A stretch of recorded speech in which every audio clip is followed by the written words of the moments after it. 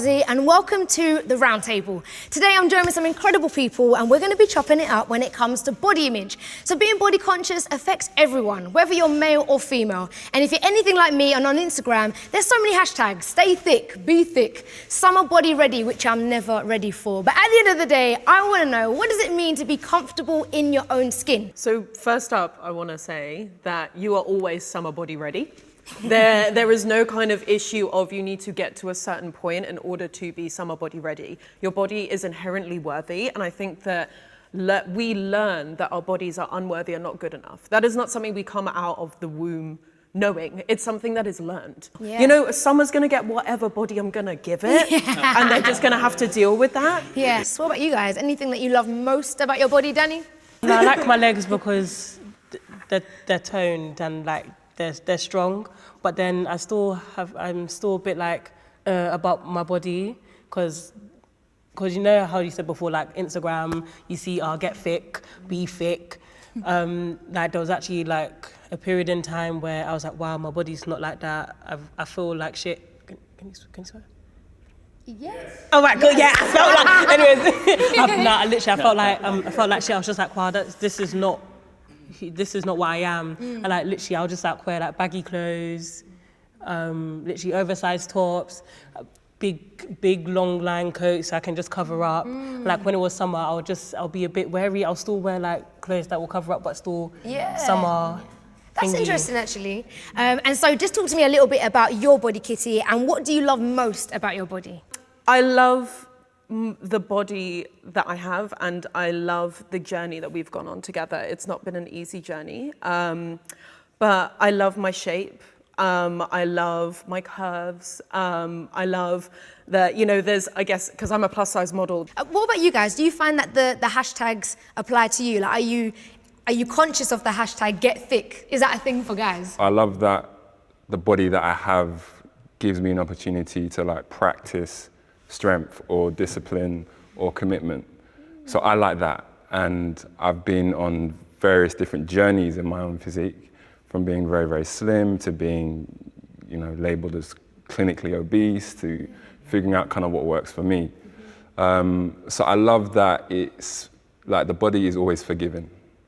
Like you can talk shit about it, you can ignore it, but if you give it what it needs, it's going to respond without blaming you or judging you. So I love that about it. It's true. If you ice it and you do things, your body repairs itself. It's a beautiful, beautiful thing, isn't it? So I think forgiving is a great word to describe the body. I don't know what you guys think. What words would you give to describe your body? You know, I have quite nice legs, but they're nice because they are what they are. And I haven't really put much work in. And I think I probably could, because one of the things that I think definitely resonating with what you said is that I think we should start thinking about fitness and health and body image in terms of mental health and how powerful exercise can be for your mental health. Yeah. Got a hand. I really agree with that, because I think for me it's not necessarily about like what the physical image is. It's more like my body is stamina, because it carries me around to do the things that I want to do. I have energy to, you know, accomplish certain things, or I don't know, it's a representation of, it's like a mirror of my well-being and like who I am as a person. I think for me, when I started to stop thinking about, but like there's a bit here and there's a bit that I don't like it. If I started to think about like, what does it do for me? Like, how does it show me courage instead of stop punishing it for like having a bit of fat there, or like not looking like what I wanted it to look like. When I changed that, I was like, actually, it's not too bad. Well, this is it. These kinds of things are only effective if they come from a place of self-love, because I think we're taught that, you know, we go to the gym because we hate our bodies and they need to change. But if we do it from a place of self-acceptance and our base value is our body acceptance, then it means it's going to be more effective for us, and it's going to be better for us in the long run, better for our mental health and just better for us in general. I think it's really interesting though that you said that we're taught a lot of this stuff where we really dislike our body, but I think a bit of it comes into nature as well. In the end of the day, you're your biggest critic. So for me, like I lost an exceptional amount of weight last year, and that was from going, you know, I was bulimic for a while, and because when you're Asian as well, and this is culture coming in, a lot of people have image of someone being really small and very petite. I don't fit that. I'm short, but I'm not tiny. So I feel like the body tends to speak the mind. You know, like you'll see people who might not feel they've got enough support in their life. You can see it by their posture. You can see it in the back. You can see people who feel like they're overwhelmed. You can watch where they're breathing. So so for me, it's a feedback tool. So I don't see it as like, I definitely hear your point of thinking like you have to fit this narrative and you've got this inner critic which can be sabotaging at worst, but I think it can also be enlightening at its best if, as you said, you bring in self-acceptance. Yeah, I like that. And just to jump, I'm going to come back to you, but also Lisa, what do you love most about your body and what do you think your body says most to you? I think similarly with you, I've been on like a real journey in my body, and I think I like the fact that it's stuck in with me. I don't know if it's completely forgiving always, because I will always have the marks and stuff like that to remind me of different times, but I like that. You know, I feel like my body represents everywhere we've been at all times. I think for most people who are creative, there's a point in your journey where as hard as you work, the door will be opened on the inside. And you can't control when that moment's gonna happen. You have faith and you keep working. And I remember having a point in quite a potent bout of depression. And I was saying to myself, I was like, I need to show universe, God, whatever the word is for you, I need to show that I'm gonna show up. And that was one thing that I was like, okay, no executive producer is gonna say to me yes or no.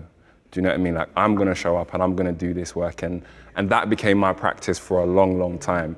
And then there was a point, I'm not gonna lie, there was a point where I tend to operate in extremes and I was waking up crazy early, training 3 times a day and asking the question like, what for? I'm not getting paid for this. I'm never gonna compete in this. What is it for? And so there is that kind of what you're saying, like checking in with yourself. Everyone's body is going to react the same way. I think the body is amazing. Like, you see people's transformations on Instagram and on Facebook and all of that. And I've even seen it in myself. It's crazy how much the body can shape itself depending on what you do. But it's so important to understand that not everyone's body is going to work the same. But how did you get to the point of then loving your body from disliking your body? I started to surround myself with people who were more positive. And I realized that my body is what it is, but also it was unhealthy what I was doing. Mentally it was unhealthy, physically it was unhealthy. And then early last year I decided to go to the gym. And when I first started going, it was to get results. But then I realized it was making me happier. So kind of like what you said, you know, the serotonin goes up and you get really you get on a real high. And yeah, I decided that was the best way to look after my body. But also, when you're eating, it's such a mental thing. Like, you look at food and then if you associate food with eating all the time, then you're always going to eat. But changing that mindset is gonna make such a difference. And yeah, I mean, I love where I am now. I'm not perfect, like I could always go further. But I think changing my environment and then changing my mindset was what got me to where I am today. Yeah, that was a deep Danny. All I heard was Danny's like, I know for a fact, like personally, played a big part with me as well, because I'm Nigerian and like African girls, they have their bodies just shaped nice, and then they're curvy. Like, for example, like my sisters and my mum, my aunties, all of them, they all have nice bodies, and then with me, have small boobs, have small bum. I'm just small, and like I feel like if it even kind of plays now, like I'm like, oh yeah, I need to get thick. Yeah. Oh my gosh, I need to get a bum. Oh my gosh, I need my boobs to be bigger. Like, I even considered like having plastic surgery at one point, because I was just like, because I'm not. And is that a fusing of what people are saying, or is that purely social media? For you to jump from that to plastic surgery, how did you get to there? I think yeah, social media as well, because of hearing it from home that, oh yeah, you're small, and then seeing social media at that point, people are screaming. I'm just seeing curvilicious girls, and everyone's just loving them. And I'm thinking, wow, who's gonna love me then? But then once again, it kind of plays. All comes down to self-love as well. And I remember even going back to like what you were saying about childhood, I used to go to like aunties and uncles at Christmas who'd be like, you're really fat. In front of everybody. I remember walking in rooms and people. The thing is, aunties and uncles, the way they say stuff is a bit aggressive. And they don't know you. It's not the ones that you're close to. To their voice. They really do. But who stands up for you in those moments? Listen, do you know what? It was really awkward, actually. I can think to so many moments going to, because it's never really the ones that are that close to you. It's the ones you see once a year at Christmas. Maybe they're aunties and uncles, but they're not even aunties and uncles. It's just a vague term.